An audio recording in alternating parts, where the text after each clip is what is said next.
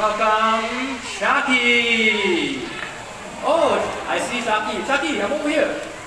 Shaki, I'm right here. Okay, let's go, Shaki.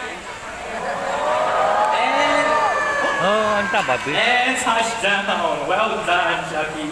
Let's give Shaki here a big hand, everyone. Right, so for those of you who may think that chickens cannot fly, well, that is not true because Shaki here has proven us otherwise. Alright, Shaki, I'm sure you know the way back home, right? And I'll see you. Hi, Sai. Alright, now let's carry on with the show. So, right now, we are going to highlight the natural behaviors of macaws.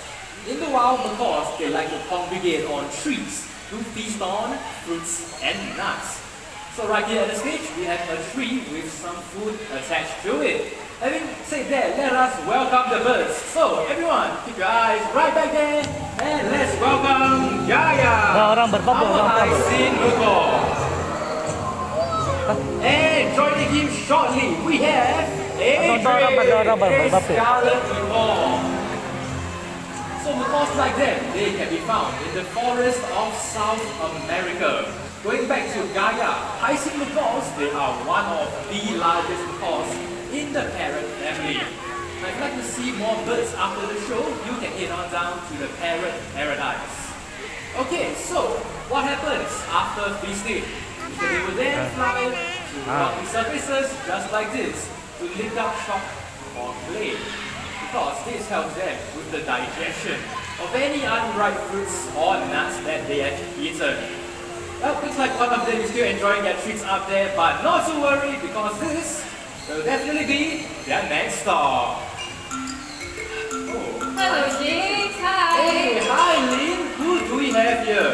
Hi, now everyone. This right here is Gabby, and he is a blue and yellow macaw. Now, Gabby here is so environmentally conscious that when he sees litter lying around, he will pick it up and throw it into the correct bins. A bird that can recycle. Are you sure? Yes, of course I'm sure. Okay, well, let's put Gabby here to the test. Because with me, I have 3 recycling materials: a paper carton, a metal can, and finally a plastic bottle.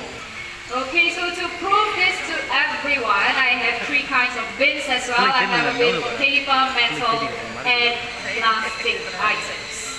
Alright then, let's see Gabby recycle, shall we? Okay, Gabby, are you ready? Take it away.